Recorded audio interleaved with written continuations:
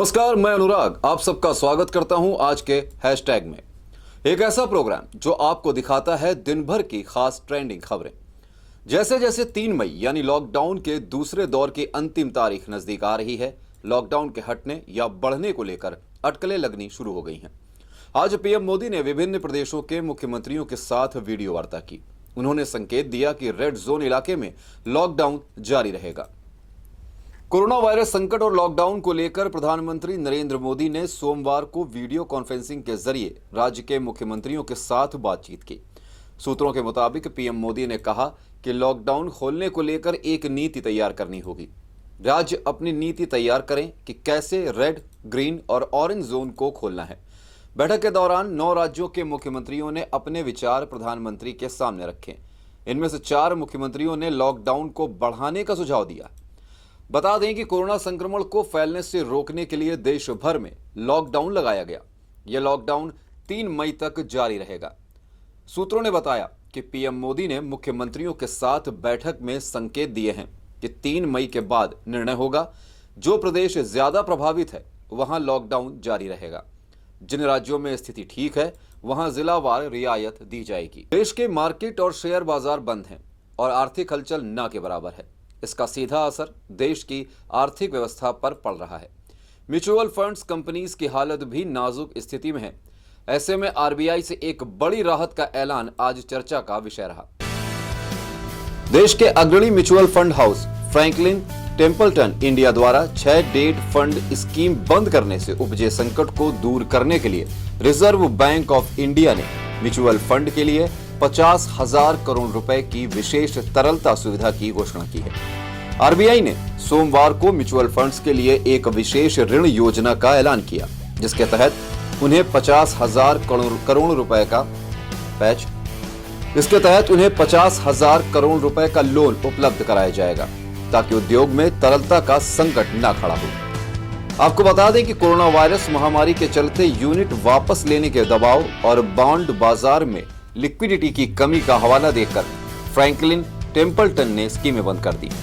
अपने इस फैसले के बारे में कंपनी का कहना है कि कोरोना संकट की वजह से लोगों ने तेजी से अपना पैसा निकाला है, जिससे कंपनी के पास कैश की कमी हुई है। अब रिडम्पशन का दबाव बढ़ने से इन सभी फंडों की सिक्योरिटीज बेची जाएगी। निवेशकों को कई चरणों में पैसा वापस किया जाएगा। कंपनी का कहना है कि डेट फंड्स में रकम फंसने का डर बढ़ा है। बता दें कि इन 6 ओपन एंडेड डेट स्कीम का कुल मिलाकर एसेट बेस करीब 28,000। कोरोना महामारी के बाद कई क्षेत्रों में व्यापक बदलाव देखने को मिलेंगे। उनमें से एक खुदरा क्षेत्र भी होगा। यह बदलाव किराना दुकानों में ई-कॉमर्स के जरिए होगा। अमेजन, फ्लिपकार्ट आदि के बाद अब जियो ने भी अपना कदम इस मार्केट में रख दिया है।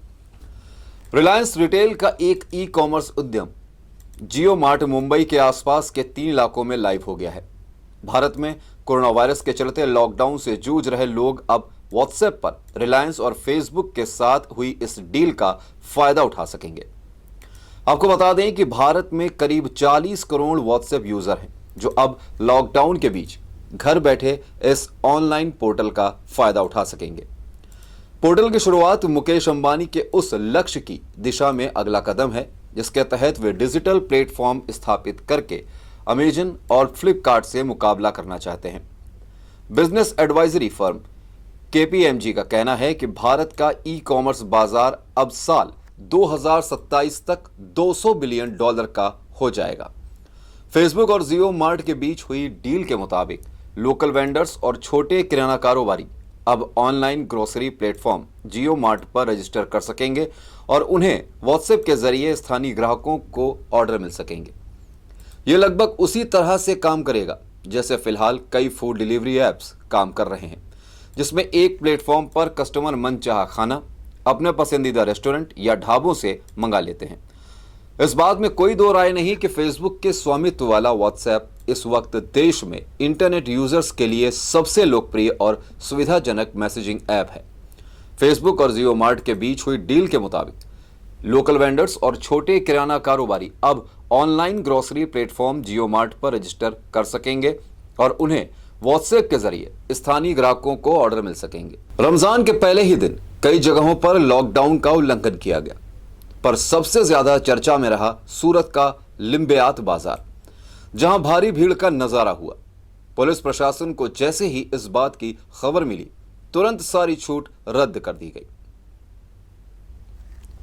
लिम्बायत के मदीना मस्जिद इलाके में छूट मिलने के बाद ही सैकड़ों की तादाद में भीड़ इकट्ठा हो गई।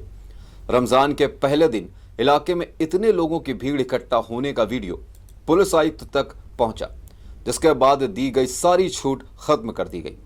पुलिस ने 6 FIR दर्ज किए हैं, जिसमें 18 लोग नामजद हैं।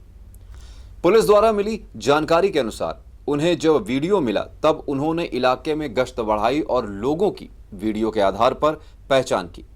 वहां जाने के बाद पुलिस ने लोगों से कारण पूछा, लेकिन उनके पास कोई संतोषजनक जवाब नहीं था, जिसके बाद सभी को पकड़ लिया गया और पुलिस स्टेशन जाकर उनके खिलाफ IPC की धारा 269, 188 के तहत मामला दर्ज कर लिया गया है। पुलिस अधिकारी RB ब्रह्मभट्ट ने कहा कि लोगों को अब समझना होगा कि उन्हें खुद अपनी जिम्मेदारी समझनी होगी। हर जगह पुलिस नहीं पहुंच सकती, उन्हें खुद समझदारी दिखानी होगी, और जब तक लोग खुद से इसकी गंभीरता नहीं समझेंगे और सजग नहीं होंगे तो घातक हो सकता है। उन्हें अपने कर्तव्य का पालन कर अनुशासन रखना पड़ेगा। इसकी पॉपुलेशन है, तो आज सुबह का ये समय है कि जब लोग बाहर कुछ खरीदी करने के लिए निकले थे, तब काफ़ी लोग इकट्ठा हो गए थे। वहाँ पुलिस भी पहुँच गई थी। 3 ऑफेंस हमने रजिस्टर्ड किए हैं और हम अरेस्ट कर रहे हैं लोगों को। और आज उनके लीडर्स की भी हमने मीटिंग बुलाई थी और उनको क्लियर कट इंस्ट्रक्शन दी गई है कि अगर इस तरह का व्यवहार आप चालू रखेंगे तो जो भी रियायत आपको दी गई है वो सब हम वापस लेंगे और कठोर से कठोर कदम उठाने में हम पीछे नहीं हटेंगे। तो हम अरेस्ट भी कर रहे हैं। कोरोना की गंभीरता और लॉकडाउन के महत्व को जनता के सामने रखने का प्रयास लगातार प्रशासन और पुलिस द्वारा किया जा रहा है, किंतु कुछ लोग अभी भी पहला मौका मिलते ही लॉकडाउन तोड़ने लगते हैं। इस बार दिल्ली पुलिस ने एक नया उपाय सोचा है। प्रधानमंत्री मोदी और हर प्रदेश के संबंधित मुख्यमंत्रियों द्वारा कोरोना की गंभीरता को बताने का प्रयास किया जा रहा है। पुलिस भी हर हथकंडे अपना रही है कि जनता जागरूक हो। इसी कड़ी में दिल्ली पुलिस ने अब एक नया रास्ता अपनाया है, कोरोना मैन का। ये कोरोना मैन जनता के बीच जाकर जागरूकता पैदा करने का प्रयास कर रहा है। PPE किट और कोरोना रूपी हेलमेट पहने ये कोरोना मैन बेशक अपने स्वरूप के कारण चर्चा का विषय बना हुआ है। आज के हैशटैग में इतना ही।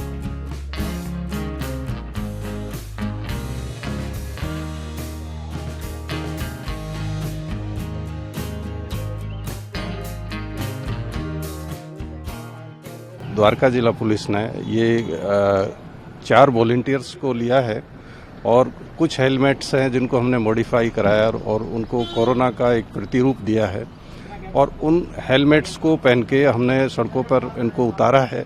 इसका मेन मकसद ये है कि लोगों में कोरोना के प्रति जागरूकता रहे। हो सकता है ऑडियो विजुअल से उन पर ज़्यादा फर्क नहीं पड़ता हो, लेकिन जैसे ही ये सड़क पर आते हैं उन लोगों को समझाते हैं, रोक के समझाते हैं, तो उसका एक परमानेंट एक जो छवि है उनके दिमाग में बन जाती है कि ये वायरस निश्चित रूप से कितना खतरनाक है और इसके लिए वो सारी प्रिकॉशन जो उनको लेनी चाहिए वो लेने की कोशिश करते हैं। आज के हैशटैग में इतना ही। हर दिन टॉप ट्रेंडिंग खबरों के लिए देखते रहिए हमारा यह खास प्रोग्राम। कल फिर मिलेंगे नई खबरों के साथ। तब तक के लिए घर पर रहें, सुरक्षित रहें।